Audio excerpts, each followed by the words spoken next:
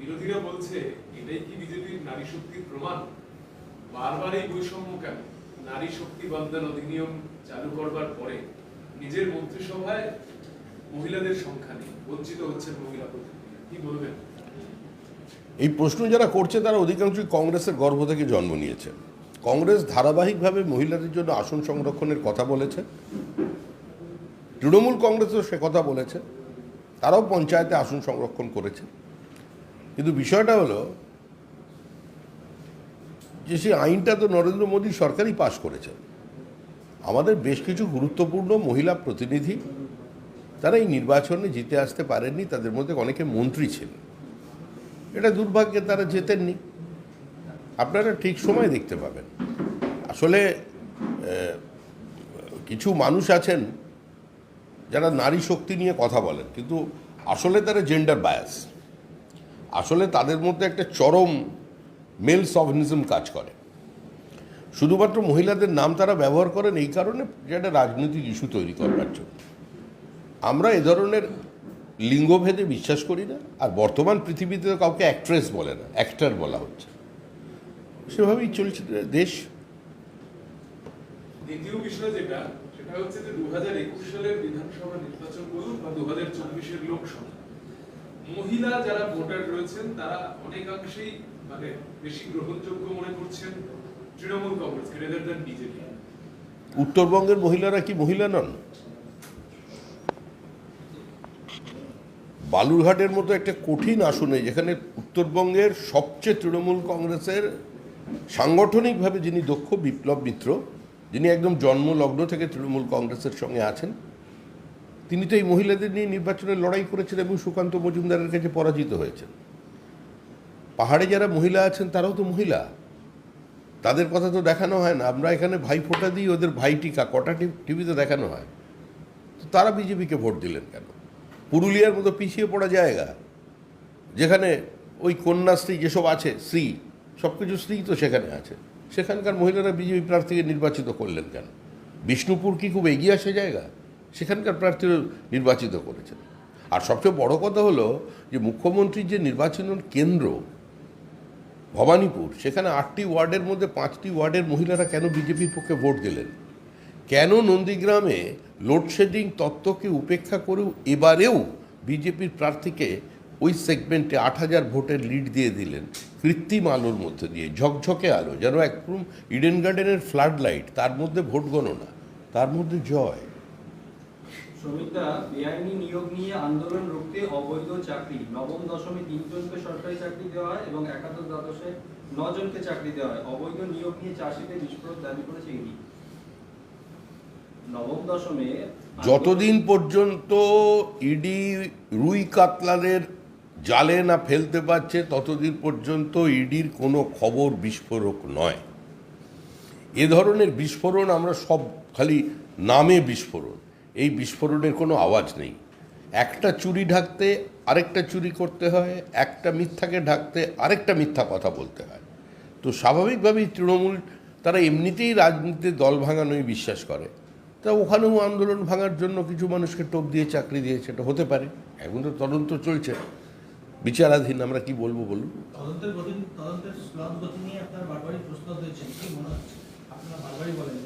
আরে মনে যদি আমার ঠিকঠাক হতো তাহলে তো উত্তরই দিতে পারতাম, তাহলে বিরক্তি প্রকাশ করতাম কেন? আমরা বলছি এই তদন্তের গতি স্লথ, এই তদন্তের গতিকে ত্বরান্বিত করতে হবে। মানুষ এখনো কেন্দ্রীয় তদন্তকারী সংস্থার উপরে আস্থা রাখছে, আদালতের উপরে আস্থা রাখছে, কিন্তু আর কতদিন পর্যন্ত আমরা 5%, 10%-এর এজেন্টদের দেখব? কতদিন পর্যন্ত আমরা একদম পেট ফোলা পুঁটি মাছ, পচে গেছে যেগুলো, সেগুলোকে দেখতে পাবো? আমরা বড় সাইজের জিনিসপত্র কবে দেখতে পাবো? সেটা আর কি হিসাব। চিকিৎসার জন্য দলের সাংগঠনিক কাজকর্ম থেকে সাময়িক বিরতি নিচ্ছেন অভিষেক বন্দ্যোপাধ্যায়, এক্স হ্যান্ডেলে পোস্ট করে জানিয়েছেন তিনি। কি বলবেন এই বিষয়ে একটু করবো যে তার এই চিকিৎসার যে কারণ, তাতে তিনি বলছেন এই সময় তিনি রাজ্যের মানুষের মন বেশি বুঝতে পারবেন এবং সেই বিরতির মধ্যে তিনি মনে করছেন রাজ্য সরকার সঠিকভাবে চলবে। ডায়মন্ড হারবার সাংসদ রাজ্য সরকার সঠিকভাবে চলবে তার ছুটিতে সেই আশা রাখছে। এটা তো অত্যন্ত বিপজ্জনক বিষয়। প্রথম কথা, তিনি এই সরকারের কেউ নন, তিনি বিধানসভার কোনো নির্বাচিত প্রতিনিধি নন। এটা ঠিকই তিনি সমান্তরালভাবে একটা সরকার চালাচ্ছেন, সরকার বহির্ভূত কিছু সিদ্ধান্ত নিচ্ছেন, সিদ্ধান্তকে বাস্তবায়িত করছেন। তিনি জামাই ষষ্ঠীর জন্য কোনো জায়গায় যাচ্ছেন না, এটা আমরা জানি, কিন্তু তিনি যদি এখন কিছু দিনের জন্য ছুটিতে যান, আবার ছুটিতে গিয়ে অসুস্থতার সময় তিনি যদি সরকারের সুস্থতার চিকিৎসা করেন, তাহলে তার কী চিকিৎসা হবে? উনি কি কোনো কাউন্সিলিংয়ের জন্য যাচ্ছেন, কোনো মনোরোগ বিশেষজ্ঞের কাছে যাচ্ছেন? ওনার বয়স কম, নির্বাচিত হয়েছেন তিনি সুস্থ থাকুন, ভালো থাকুন, আগামী দিনে নেতৃত্ব দিন, সেটা আমরা চাই। নাকি রক্ষা কবচটা দিনটা কাছাকাছি এসে গেছে সেই কারণে? এই ছুটিটা কিসের ছুটি? এটা কি রাজনৈতিক ছুটি, না এটা কোনো দলের মধ্যে নিঃশব্দ প্রতিবাদ জানানোর ছুটি, না দূর থেকে দেখার ছুটি, না তিনিও আবার কবিতা লেখার পথে হাঁটবেন সেটার জন্য ছুটি? এগুলো দুর্বোধ্য বিষয়। তৃণমূলের ভাবসাব এগুলো মানে দেবতারা বুঝতে পারবেন কিনা সন্দেহ। আর নরেন্দ্র মোদী মঙ্গলবারই বুঝিয়ে দিয়েছিলেন যে প্রতিপক্ষ দেখছেন, তিনি বিরোধী হিসেবে দেখছেন না ইন্ডিয়াকে। তো সেই জায়গা থেকে দাঁড়িয়ে একজন পিএম যদি তার দপ্তরটায় শুধু পিএম ওর কাজই করতে পারে, তাহলে সিএম কি করে উপনির্বাচনের মিটিং করেন নবান্ন থেকে? বুঝতে পারলাম না। মানে নরেন্দ্র মোদীর যে মোদী কা পরিবার যেটা ছিল সেটাকে সরিয়ে তিনি যে সরকার গঠন করেছেন, সেখান থেকে তিনি সরকারি পরিচালনা করছেন, কিন্তু নবান্নে বসে মুখ্যমন্ত্রী কিভাবে উপনির্বাচনের মিটিং করছেন? একটা সরকারি দপ্তরকে দলীয় কাজে কার সঙ্গে কার তুলনা করছেন? এগিয়ে বাংলা মুখ্যমন্ত্রী মমতা ব্যানার্জি 29খানা আসন নিয়ে যিনি 240কে চ্যালেঞ্জ জানাতে পারেন, তিনি আমাদের মুখ্যমন্ত্রী। যিনি সরাসরি ট্র্যাক্টর এনে ভবানীপুরে প্রচার করতে পারেন, কৃষকদের আন্দোলন করতে পারেন, তিনি আমাদের মুখ্যমন্ত্রী। তো সুতরাং এই মুখ্যমন্ত্রী সাধারণ মুখ্যমন্ত্রী নন। যিনি প্রধানমন্ত্রীকে তুই বলে সম্বোধন করতে পারেন, তিনি আমাদের মুখ্যমন্ত্রী। এই মুখ্যমন্ত্রী যে কোনো কাজ করতে পারে। মুখ্যমন্ত্রী এখানে একদম অশোক স্তম্ভের নিচে বসে দেশের প্রধানমন্ত্রীর কোমরে দড়ি লাগানোর ঘোষণা করতে পারেন। এই সাধারণ ব্যাপার নাকি? রাজতন্ত্র এসব চলে। রবি মরশুমে প্রাকৃতিক দুর্যোগের জেরে ক্ষতিগ্রস্ত 2,10,00,000 কৃষকদের আর 290 কোটি টাকা দেওয়া হলো, মুখ্যমন্ত্রী এখন ঘোষণা করলেন। পাশাপাশি বাংলা শস্য বীমা যোজনা প্রকল্পের অধীনে এই ক্ষতিপূরণ দেওয়া হয়েছে। কৃষক বন্ধু প্রকল্প 1,05,00,000 কৃষককে 2900 কোটি টাকা দেওয়া হবে, জানালেন মুখ্যমন্ত্রী। তো তার প্রকল্প রয়েছে, এটা কৃষকদের প্রাপ্য, কৃষকদের দিয়েছেন। কিন্তু ক্ষতিগ্রস্ত হয়ে যাওয়ার অন্যতম কারণ তো তিনি। তার ইরিগেশন ডিপার্টমেন্ট কি করছে? ঠিক সময় জল পাচ্ছে না। অতিবৃষ্টির সময় সরকার ন্যূনতম সাহায্য নিয়ে তাদের পাশে দাঁড়াতে পারছে না। কৃষক তার উৎপাদিত পণ্যকে বড় বাজারে নিয়ে যাওয়ার সময় মাঝখানে এত বেশি তৃণমূল্যের ট্যাক্স দিতে হচ্ছে যে তারা পাচ্ছেন না। তিনি যে বিভিন্ন জায়গায় কিষাণ মান্ডি খুলে রেখেছেন, সেখানে দালাল ফোঁড়েদের উৎপাতে সরাসরি তারা পণ্য বিক্রি করতে পারছেন না। ফিরে আসবেন আবার নিজেদের পণ্য নিয়ে, সেই লজিস্টিক সাপোর্ট বা সেই এবিলিটি তাদের কাছে নেই। ফলে তাদের ডিস্ট্রেস সেলিং করে দিতে হচ্ছে। আলু চাষি আত্মহত্যা করছে। আত্মহত্যা করলে বলা হচ্ছে যে প্রেমে ব্যর্থ হয়ে আত্মহত্যা করছে, কিংবা পারিবারিক সমস্যার জন্য আত্মহত্যা করছে। তো সামগ্রিকভাবে কৃষিক্ষেত্রে যে চরম বিপর্যয় নেমে এসছে, তার জন্য তো এই সরকার দায়ী। আর এই সরকারই তো বলেছে যে কৃষকদের আয় 3 গুণ হয়ে গেছে তৃণমূলের আমলে। তাহলে আবার এত কৃষক বন্ধু টন্ধুর প্রয়োজনটা কী আছে? কিষাণ সম্মান নিধি কেন্দ্রীয় সরকার 6,000 টাকা করে প্রতি বছরে যে দেওয়ার কথা ছিল, দিচ্ছে, সেটা তো এই সরকার গ্রহণ করেনি। এই সরকারটাই তো কৃষক বিরোধী সরকার। প্রধানমন্ত্রী আর্জি জানিয়েছেন যে সোশ্যাল মিডিয়া থেকে সরিয়ে দিন মোদী কা পরিবার। আর কুণাল ঘোষ বলছেন যে মোদী কা পরিবার তাহলে লেখা হয়েছিল কেন, এখন তা মুছে ফেলারই বা নির্দেশ কেন দেওয়া হচ্ছে? দেশ ও বাংলার জনগণের থেকে ধাক্কা খেয়ে কি এই সিদ্ধান্ত? বিজেপি এবং এনডিএ অন্দরমহল যে টলমল এবং চোরাস্তাতে কাবু, এই পোস্টই তার প্রতিফলন। কি বলবেন? দেখুন, আপনি আজকে একটা মেরুন জামা পরে এসছেন, কালকে যদি আপনি হলুদ জামা পরে আসেন, সেটাকে আমি ঠিক করব না? আমি বলে দেবো যে আমার মতো করে আপনি কথা বলবেন, আমার মতো করে আপনি আপনার আঠার তৈরি করবেন, সেটা তো হতে পারে না। কুণাল ঘোষ এর আগে পূর্ব মেদিনীপুরে গিয়েছিলেন, গিয়ে উনি অনেক মুখ দিয়ে মানে অগ্নিবাণ বর্ষণ করে এসেছিলেন। 2টি কেন্দ্রেই উনি হেরে গেছেন। এখন ওনাকে হ্যান্ডেল ধরার দায়িত্ব দেওয়া হয়েছে। ওই পোস্ট হ্যান্ডেলে বারবার পোস্ট করেন তো, এখন ওনার হ্যান্ডেল আছে হাতে, সেটা হচ্ছে আপনার কোথায় যেন দিয়েছেন, মানিকতলায়। ওইটা উনি ঠিকঠাক ভালো করে করুন, তারপরে উনি মোদির কাছে যাবেন। কারণ উনি 2টি কেন্দ্রে ধরেছিলেন হ্যান্ডেল, 2টি কেন্দ্রে ফেলিওর। এখন উনি মানিকতলা নিয়ে ব্যস্ত থাকুন, আমরা ওনার সুস্থতা কামনা করছি। সমীবাবু যে কথা তাহলে হাসছো কেন? আলোচনার বিধায়ক, চণ্ডীপুরের বিধায়ক সোহম চক্রবর্তী, যিনি অভিনেতাও বটে, তার বিরুদ্ধে নিউ টাউনে নানান দাদাগিরির অভিযোগ তো উঠছিলই। এবার পুলিশি নিষ্ক্রিয়তার অভিযোগ তুলে এবং হোটেল মালিককে এবং তার পরিবারকে হুমকি দেওয়া হচ্ছে এমন একটা অভিযোগ নিয়ে আদালতের দ্বারস্থ হলেন সে আক্রান্ত হোটেল মালিক এবং প্রধান তিনি বিচারপতি অমৃতা সিনহা, তিনি অনুমতি দিয়েছেন মামলা করার। আগামী এই সপ্তাহে শুনানি হবে। দেখুন, আদালত যেখানে বলেছে সেখানে তো আমাদের বলার কিছু নেই। আমরা শুধু এটাই বলতে পারি যে উনি কোনো অন্যায় করেননি। উনি কোনো অন্যায় করেননি, কারণ উনি প্রকাশ্যে দেখছেন যে শেখ শাহজাহান, যার এখন এত টাকা পয়সা পাওয়া যাচ্ছে যার কাছ থেকে, এবং যে শেখ শাহজাহান সরাসরি কেন্দ্রীয় তদন্তকারী সংস্থার অফিসারদের মেরে মাথা ফাটিয়ে দিলেন, মুখ্যমন্ত্রী তাদের বাঘের বাচ্চা বলেছেন। তো উনিও বাঘের বাচ্চা হওয়ার চেষ্টা করবার জন্য হাত চালিয়ে দিয়েছে। অন্যায় কী করেছে? তৃণমূলের সংস্কৃতি যেরকম সেরকম করছে, এদের মধ্যে অন্যায় কিছু নেই। রাজতন্ত্রে রাজা রাজ পরিবারের লোকজন এরকম একটু করে থাকে, এটা মানিয়ে নিতে হবে। যতদিন রাজার সাম্রাজ্য আছে এটা চলবে, বাংলার মানুষকে এটা নিতে হবে। সন্দেশখালী নিয়ে ইডি যে উপর যে হামলা হয়েছিল তাতে সিবিআই আগে বিস্ফোরক দাবি করলো। তারা জানালো যে বাড়িতে যে পরিমাণ অস্ত্র মজুত করা ছিল শেখ শাহজাহানের 5ই জানুয়ারি, সেই অস্ত্র লুকানোর জন্যই সেদিনকে ইডি আধিকারিকদের ওপর এইভাবে আক্রমণ চালানো হয়েছিল। পরে তা সরিয়ে আবু তালেবের বাড়িতে রাখা হয়েছিল, যা দ্বিতীয় দফার ভোটের দিন অর্থাৎ 26শে এপ্রিল দেখা গিয়েছিল এনএসজিকে এনে সেই অস্ত্র উদ্ধার করা হয়েছিল, রোবট ব্যবহার করা হয়েছিল। দেখুন, রোবট ব্যবহার করে যে অস্ত্র উদ্ধার করেছে সেই অস্ত্র দেখে মানুষের খুব একটা ভালো লাগেনি।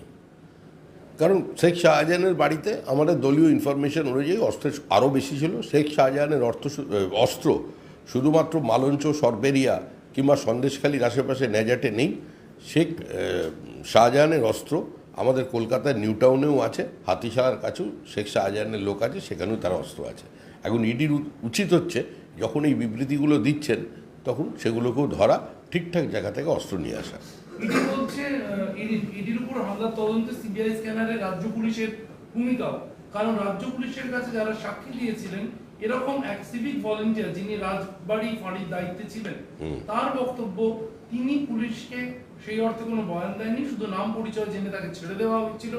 কিন্তু পুলিশ তার বয়ান এর আগে তদন্তের স্বার্থে পেশ করেছিল। আপনি আরেকবার প্রশ্ন রাখুন। ইডির ওপর হামলার তদন্তে সিবিআই স্ক্যান্ডালে রাজ্য পুলিশের ভূমিকাও। শেখ শাহজাহান মার্কেটে কেন্দ্রীয় এজেন্সির ওপর হামলা হয়। সকাল 7:55 রাজবাড়ি ফাঁড়ির দায়িত্বে থাকা অফিসারকে জানান এক সিভিক ভলেন্টিয়ার, কিন্তু ফাঁড়ি থেকে তাকে মার্কেটের বাইরে দাঁড়িয়ে থাকতে বলা হয়েছিল। প্রায় 1.5 ঘন্টা পর ঘটনাস্থলে পৌঁছয় পুলিশ। উল্লেখ সিবিআই চার্জশিটে। সাক্ষীদের বয়ানেও গড়মিলের অভিযোগ সিবিআই এর। পুলিশের কাছে দেওয়া বয়ান অস্বীকার অধিকাংশ সাক্ষী। পুলিশ নাম পরিচয় জিজ্ঞাসা করে ছেড়ে দিয়েছে, বয়ান অস্বীকার করে দাবি অধিকাংশ সাক্ষীর। উল্লেখ সিবিআই এর চার্জশিটে। আমরা তো আদালতের সিদ্ধান্তের উপরে কিছু বলতে পারি না, তবে একটু আবেদন জানাতে পারি, যে সিভিক ভলেন্টিয়ার্স এই ধরনের তথ্য সরবরাহ করেছিলেন সেদিন পুলিশ অফিসারকে, সেই সিভিক ভলেন্টিয়ার্সের নিরাপত্তার দায়িত্ব যেন মহামান্য আদালত নেয়, নাহলে খুন হয়ে যাবে ছেলেটা। তো এরপরে পুলিশ 1.5 ঘন্টা পরে যাবে, এটাই তো স্বাভাবিক। তৃণমূলের আর পুলিশ কি কোনো আলাদা বিষয় নাকি? আজকে স্বয়ং মুখ্যমন্ত্রী বসে বলছেন যে ঠিকঠাক কাজ করতে পারেনি নির্বাচনে। সন্দেশখালীর ফেক ভিডিও নিয়ে মুখ্যমন্ত্রী আজকে যা বলেছেন সেটাও দুর্বোধ্য। উনি কি ফেক ভিডিওটা ঠিকঠাক বানাতে না পারার জন্য কাউকে দোষারোপ করলেন? না ভিডিওটা ফেক, নিজেই এটা স্বীকার করলেন? অন্তত মুখ্যমন্ত্রীর আজকের বিবৃতি এবং আপনারা সংবাদ মাধ্যমে যা সকাল থেকে চালাচ্ছেন সেটা শুনে সেটা বোঝা যাচ্ছে না। যে মুখ্যমন্ত্রী স্বয়ং বলছেন যে তার পুলিশের সবাই ঠিকঠাক কাজ করেনি, অর্থাৎ ঠিকঠাক ব্যালট খেয়ে ফেলার কাজ করেনি, নাহলে আরও বেশি আসন পেত, তো সেই ক্ষেত্রে এ ধরনের ঘটনা ঘটতেই পারে। এখানে তো প্রশাসন বলে কিছু নেই। অন্যদিকে সুবিধা ইডির তদন্তকারী আধিকারিক তাদেরকে ভৎসনা করলেন বিচারপতি অমৃতা সিং। একাংশকে সতর্ক থাকতে নির্দেশ। প্রাথমিক নিয়োগ দুর্নীতি মামলায় ইডির তদন্ত নিয়ে একটা সন্দেহ প্রকাশ করেছেন মাননীয় হাইকোর্ট। অনেকে সন্দেহ প্রকাশ করছে। মাননীয় হাইকোর্ট কি করছে জানি না, কিন্তু গলি থেকে রাজপথ, এটা সন্দেহ আছে। তদন্তের গতি স্লথ হয়ে যাওয়ার জন্য বিভিন্ন সময় বিভিন্নভাবে মানুষ সমালোচনা করছে, কিন্তু তারপরেও বলছে এখনও পশ্চিমবঙ্গের মানুষের এই কেন্দ্রীয় তদন্তকারী সংস্থার ওপরে আস্থা আছে। সেখানে কারোর কোনো বিচ্যুতি আছে কি না, বা কেউ কেউ বিচ্যুত কিনা, কেউ কেউ তলায় তলায় কি একটা যেন বাংলায় বলে ওই নতুন শব্দ উঠে যে সেটিং আছে কিনা, এসব নিয়েও চর্চা চলছে। এগুলো যাতে না হয় আমরা আশা করব ইডির আধিকারিকরা সেটা চেষ্টা করবে এবং আদালতের নজরদারি আরও কঠোর করতে হবে, তদন্তের গতি বাড়াতে হবে। বিচারপতি সিনহা তিনি তার পর্যবেক্ষণে জানাচ্ছেন যে অন্যতম অভিযুক্ত কালীঘাটের কাকু ওরফে সুজয় কৃষ্ণ ভদ্র বারবার তার ভয়েস স্যাম্পল টেস্ট হচ্ছে, কিন্তু তদন্ত প্রক্রিয়ার কিছু কোনোভাবেই তার কোনো অগ্রগতি হচ্ছে না। কাকুকে নিয়ে- মানুষ জেঠুকে খুঁজছে, কাকুকে নয়। কাকুকে অনেক দিন দেখেছে মানুষ, একজন কাকিমাকেও দেখেছে, কিন্তু মানুষ জেঠুকে পাচ্ছে না। মানুষ এখন জেঠুকে দেখতে, দাদুকে দেখতে চাইছে।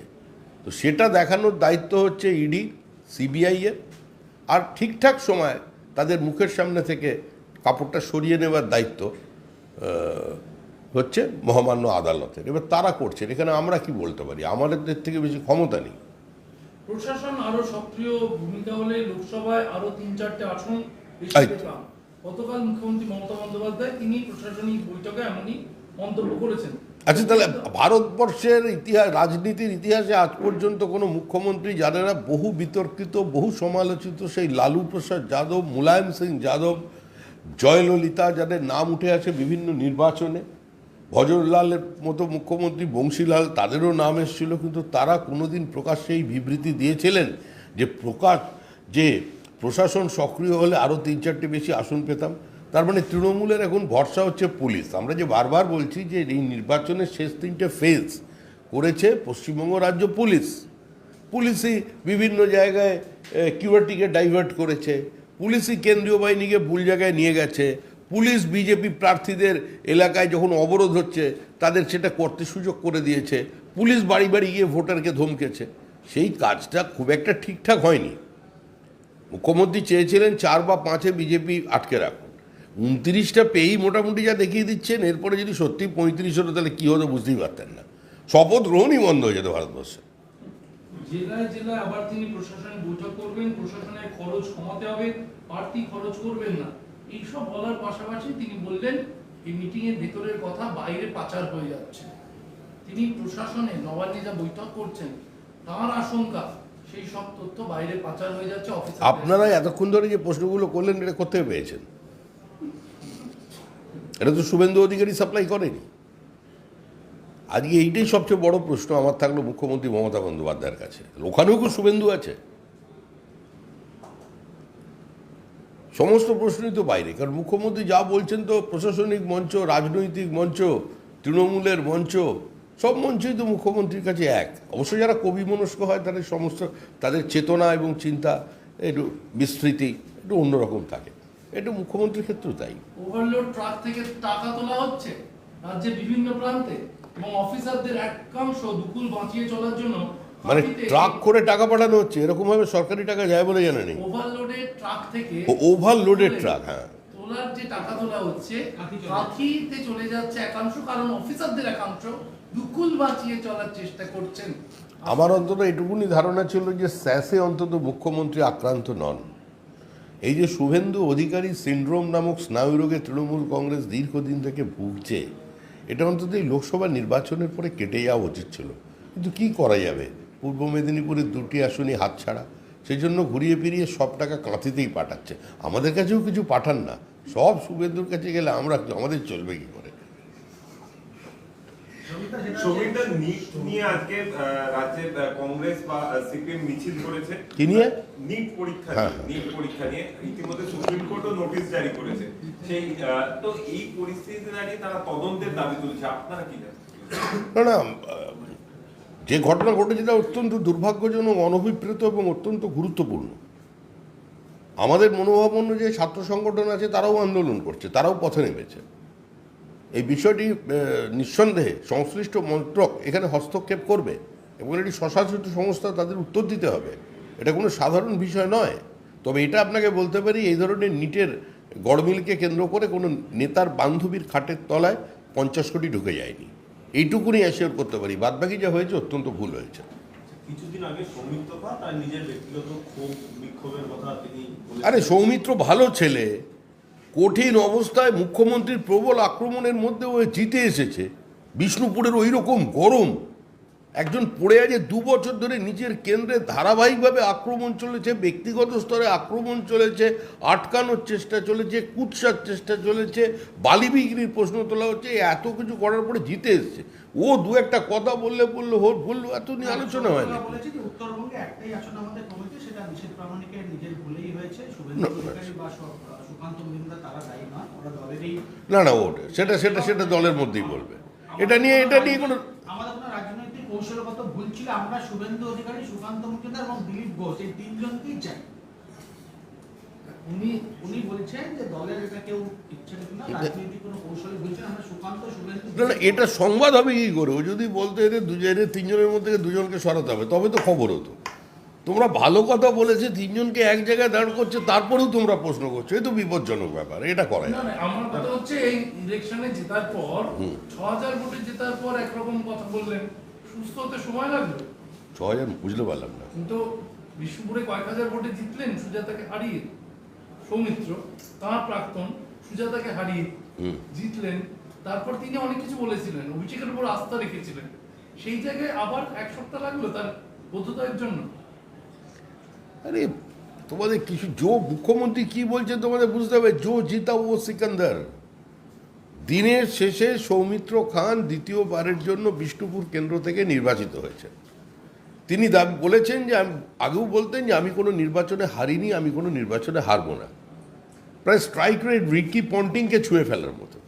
তো সেই জায়গায় দাঁড়িয়ে যখন এরকম হয়ে যাবে, ব্যাট নাড়াতে গিয়ে এদিক ওদিক 2-4টে যাবে, ওটা কোনো কথা না, ও সব চয়। পোস্ট করেছে শুভেন্দু অধিকারী আমার নেতা, সেটা নিয়ে অসুবিধা নেই। সৌমিত্র শুভেন্দু অধিকারী আমার নেতা পোস্ট করতে পারে, কিন্তু বিরোধীরা বলছে যে হঠাৎ করে ওনার ক্ষোভ দেখানো আবার শুভেন্দু আমার নেতা। না ও যদি ওর জন্য এত প্রশ্ন আমাকে রোজ ফেস করতে হয়। ও যদি ভবিষ্যতে না বলে যে শ্রমিক ভট্টাচার্য আমার নেতা নয়, তাহলে কিন্তু বিপদ আছে, তখন আমি ওর বিরুদ্ধে স্টেটমেন্ট করবো।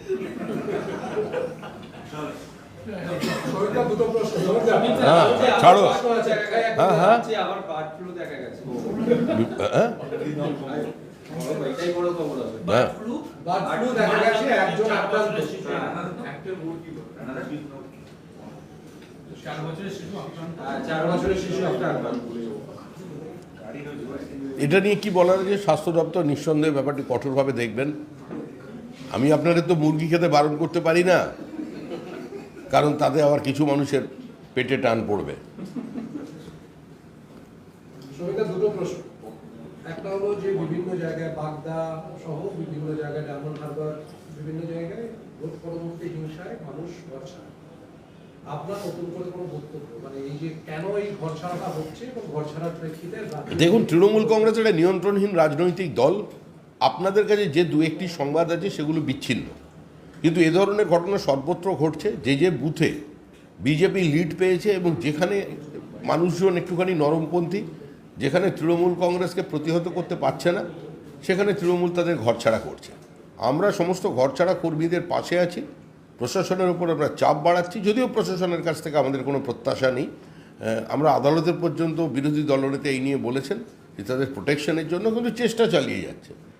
একটা হিংসাত্মক, অসহিষ্ণু, প্রতিহিংসাপরায়ণ রাজনৈতিক দল প্রতিক্রিয়ার কারণে পশ্চিমবঙ্গে ক্ষমতায় আছে। শতাব্দী রায়, বীরভূমের সাংসদ, তিনি আজকে এবিপি আনন্দকে একটি সাক্ষাৎকারে জানিয়েছেন যে অনুব্রত মণ্ডল তিনি জেলে থাকা সত্ত্বেও এবং কোথাও কোনো রক্তপাত না হওয়া সত্ত্বেও বীরভূমের তৃণমূল জয়ী হয়েছে।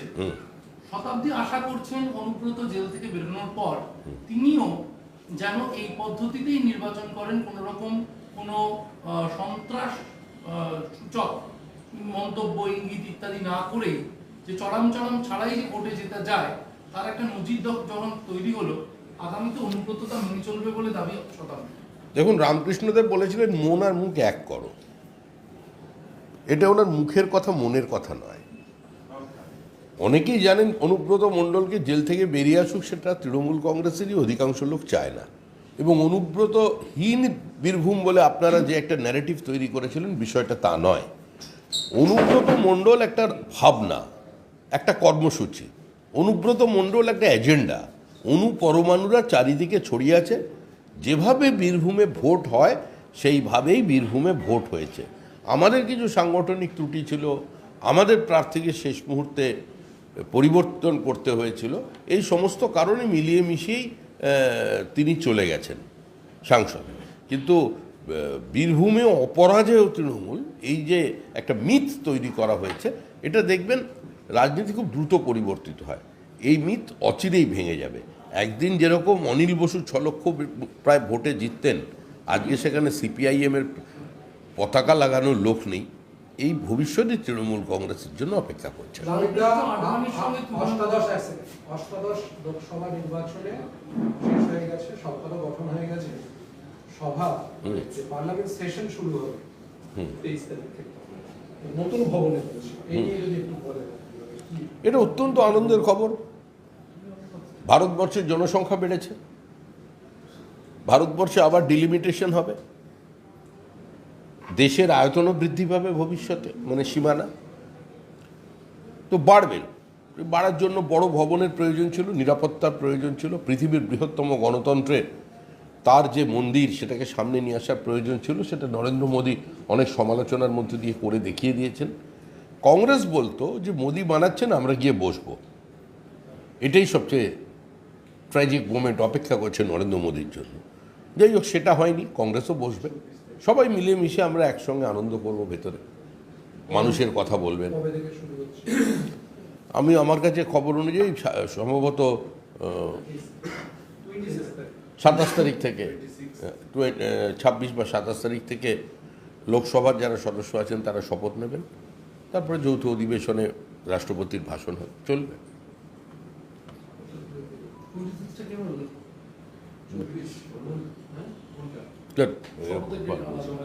শপথের জন্য 24/6 শতাব্দী নিয়ে যে আলোচনা করছিলাম, সেখানে লালকৃষ্ণ আডবাণীর সঙ্গে অনুব্রতর তুলনা করে তিনি বলছেন যে সবসময় সবাই দায়িত্বে থাকে না, তবে যারা একসময় অনেক যোগদান দিয়েছেন দলে তাদেরকে অ্যাডভাইজারিতে রাখা উচিত। অনুব্রতকেও আশা করব একসময় দল অ্যাডভাইজারিতে রাখবেন বলে মত শতাব্দী। আমি এই মুহূর্তে আমার পার্টির সহকর্মীদের নির্দেশ দেবো, আমিও চেষ্টা করব যেন আদবানিজির বাড়িতে একটা টেলিফোন করা হয়, এবং ওনার মেয়ে আছেন প্রতিভা, সবসময় থাকেন ওনার সঙ্গে। আমি বলবো যদি আজকে টিভি বন্ধ রাখতে, কারণ কোনো সময় যদি খবরটা আদবানিজির শুনে ফেলতে পারেন, তাহলে আদবানিজির আজকের দিনটাই জীবনের শেষ দিন হবে। আমরা সেটা চাই না। এখনই ব্যবস্থা করো খবর।